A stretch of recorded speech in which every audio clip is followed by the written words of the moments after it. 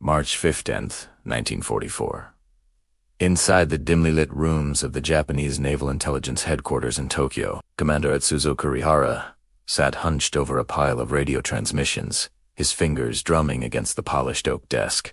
A steady hum of machines and the scratch of pens filled the room, punctuated by occasional murmurs of frustration. His team of 500 cryptanalysts, the elite of Japan's signals intelligence, had been monitoring the Pacific for weeks, intercepting every coded message the U.S. Marines sent from the Marshall Islands. Yet, despite their expertise and cutting-edge equipment, 118 radio receivers, 20 direction finders, the messages remained indecipherable. Kurihara's stomach knotted as he stared at a particular transmission that repeated itself like a riddle mocking them. The Japanese had broken codes before.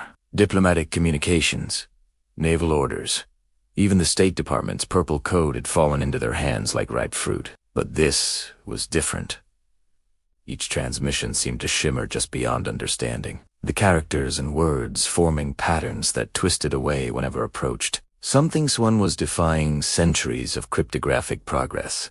The team called for reinforcements, summoning university linguists and even Buddhist monks, specialists in phonetics and sacred scripts.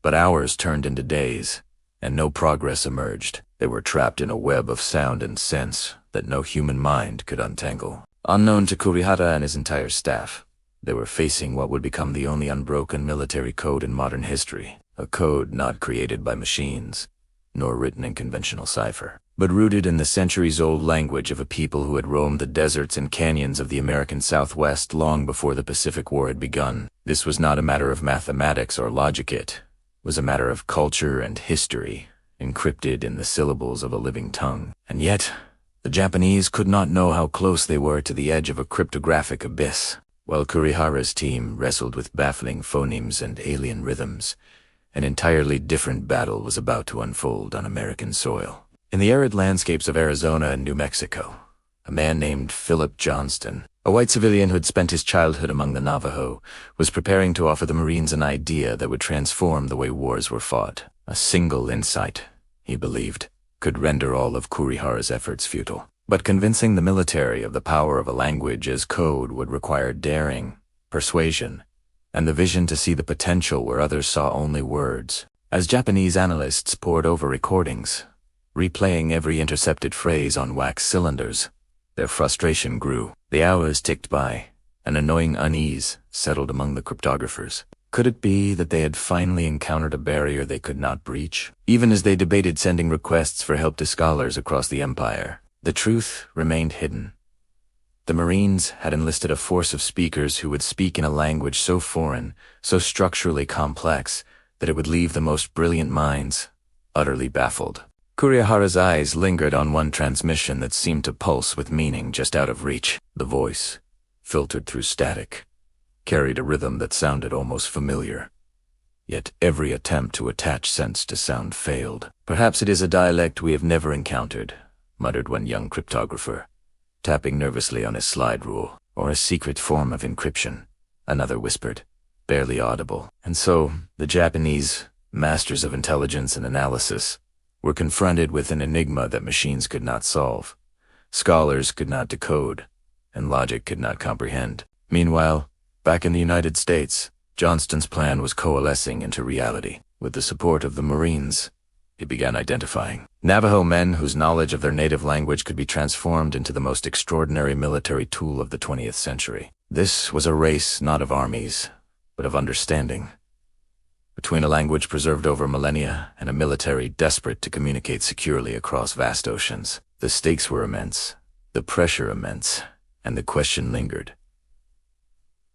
Could a simple language, spoken by a small population, outmatch the intellectual firepower of a global-powered war? But the key to this code was not a machine. It was a language preserved for centuries in the deserts of the American Southwest, and it would soon make history. Far from the tension-filled rooms of Tokyo, in the windswept deserts and rugged canyons of the American Southwest, the Navajo people had lived for centuries, surrounded by silence, sand, and sky. Their language, Bizaad, was a living testament to cultural resilience, woven with complex verb structures, intricate prefixes, and a system of tones and sounds that carried meaning far beyond simple translation. Words were not merely spoken, they were enacted, layered with context, nuance, and tradition. For those untrained in its rhythms, it was a labyrinth of sound and intent, a linguistic fortress that no outsider could hope to penetrate.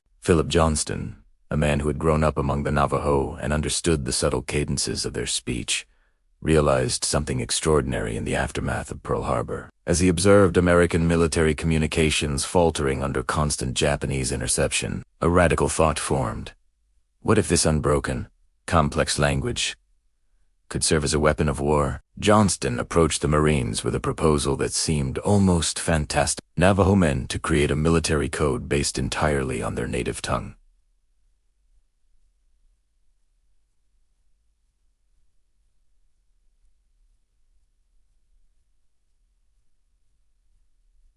Skepticism ran high. The idea of using an indigenous language, spoken by only a few thousand, as a tool to secure communications was unprecedented. But Johnston's conviction was persuasive, and he secured a meeting with Major General Clayton Vogel at Camp Elliott. In a demonstration that would change the course of intelligence in the Pacific, Johnston selected a small group of Navajo men to transmit messages back and forth. What astonished Vogel was not merely speed machines labored to encode, transmit, and decode messages, often taking minutes, but accuracy. These men could deliver complex messages in a fraction of the time, and in a way that no cipher machine could match. The codes they created were not static. They were alive, evolving with linguistic logic, metaphors, and ingenuity. The language itself became the encryption, but the Japanese cryptographers had no idea such a force was forming on the other side of the world. There were endless calculations, phonetic and even spiritual consultations could not anticipate the power of a code born of human culture and memory. Yet the real challenge had only just begun for Johnston. Selecting the right men, ensuring they could work together, and transforming oral language into a formalized military communication system. 29 Navajo men were chosen for the task, each tested for fluency, mental agility, and resilience. These men were tasked not merely with speaking but with creating a systematic code, translating military concepts into words that could be transmitted under fire, yet remain incomprehensible to the enemy. The first phase of the code's development required ingenuity. Standard military terms had no direct equivalent in Navajo. How, for instance, do you communicate battleship, machine gun, or tank when your language has no word for such modern inventions? The solution was brilliant in its simplicity. Metaphor. A battleship became a turtle, a fighter plane, a hummingbird, and a tank. An ironfish. Each term was memorable, grounded in imagery, familiar to the Navajo men, but utterly opaque to outsiders. With these tools, the first full-scale test of the code was planned not in a classroom, but on the front lines at Guadalcanal. As preparations continued, tension mingled with anticipation. The code, no matter how elegant, would face its ultimate trial in combat, where chaos, noise, and fear could unravel even the most meticulously crafted system. Johnston and the Marines knew that failure was not an option. The security of entire operations and countless lives depended on Italiano. Meanwhile, the Japanese continued to scratch their heads over transmissions they could not decipher, unaware that an entirely new type of intelligence was about to challenge everything they knew about war. The first test was both terrifying and exhilarating. On a humid August night at Guadalcanal, messages zipped across the radio waves in Navajo, conveying troop movements, artillery orders, and critical strategy. Japanese ears intercepted everything but understood nothing. What are they saying? Lieutenant Kazuo Yamada wrote in frustration, his fingers trembling as he replayed a recording for the 5th time. The words sounded human, yet utterly meaningless. The code was succeeding beyond expectation, but could it survive the storm of combat? The stakes were monumental. If the Navajo code failed, entire battalions could be exposed to Japanese attacks. If it succeeded, an unbreakable form of communication would emerge, forever altering the Pacific theater of war. Johnston's gamble, the trust he placed in the culture, intellect, and courage of a few dozen men, would now face its ultimate reckoning. The whispers of a language as code were about to become a roar heard across battlefields. August 1942. The humid, Mosquito-infested jungles of Guadalcanal roared with the distant thunder of artillery. Amid the chaos, a small, disciplined group of men crouched over radios, speaking in a language that no enemy could hope to understand. They were the Navajo Cotocos Carl Gorman, Lloyd Oliver, John Bennerly, and 25 others ordinary men by upbringing, extraordinary by circumstance. They had been sheep herders, students in boarding schools, and farmers, yet now their words carried the lifeblood of entire operations. Their mission was simple in concept, but monumental in execution. Transmit messages in Navajo using a carefully crafted code, faster and more accurately than any machine. The turtle is attacking the iron fish. Nez would call into the microphone, and the message would ripple through the American lines, instructing battleships and infantry in precise maneuvers. For Japanese cryptanalysts monitoring the airwaves, the transmissions were maddening gibberish, defying logic and calculation. The men's voices calm under the pressure of combat, masked the strategic brilliance of a code so robust that no human mind could pierce it. Despite the intensity of battle, the code talkers maintained remarkable composure. Training had prepared them for speed and clarity, yet nothing could have fully conveyed the stakes. Every message carried the potential to save lives or cost them. Japanese forces, sensing that the Americans had gained a mysterious advantage, intensified their scrutiny. They recorded every transmission on wax cylinders, consulted linguists, interrogated prisoners, and even attempted psychological manipulation. But each attempt met the same barrier.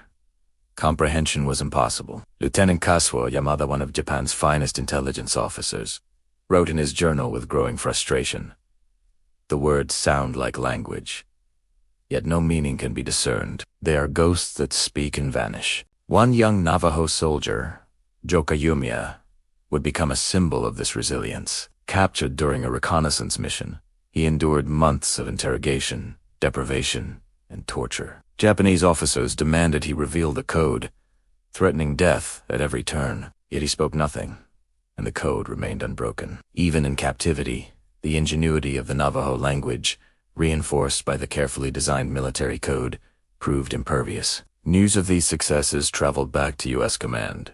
Messages once delayed by hours were now transmitted in seconds, with an accuracy that machines could never match. As Guadalcanal unfolded, the tactical advantage became undeniable. American forces moved with confidence. Artillery barrages struck with unerring precision, and strategic orders flowed seamlessly across the islands.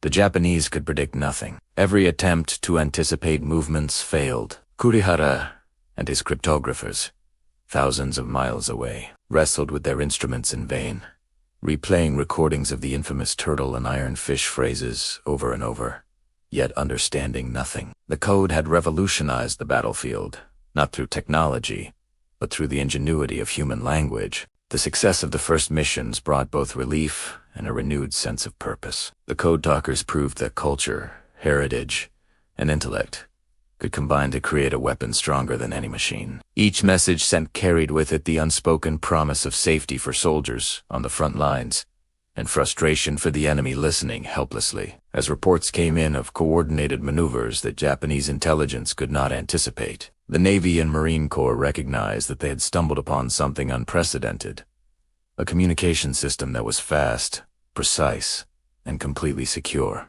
The impact on the broader Pacific campaign became apparent. Where previously entire operations had faltered due to miscommunication, now strategies unfolded like clockwork. Guadalcanal, the first major test, demonstrated the profound effectiveness of the Navajo code.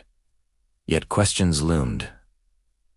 Could this small group of men sustain the pace across the sprawling Pacific? Could the system scale to hundreds of soldiers, each transmitting under pressure, maintaining secrecy and accuracy? And as the war continued, would their contribution be recognized, or would it remain a hidden cornerstone of victory? The code talkers' story was extraordinary, and it was only just beginning. Their voices carried the weight of innovation, resilience, and unbroken courage across the Pacific, proving that sometimes the greatest weapon is not firepower, but the human mind and the words it speaks.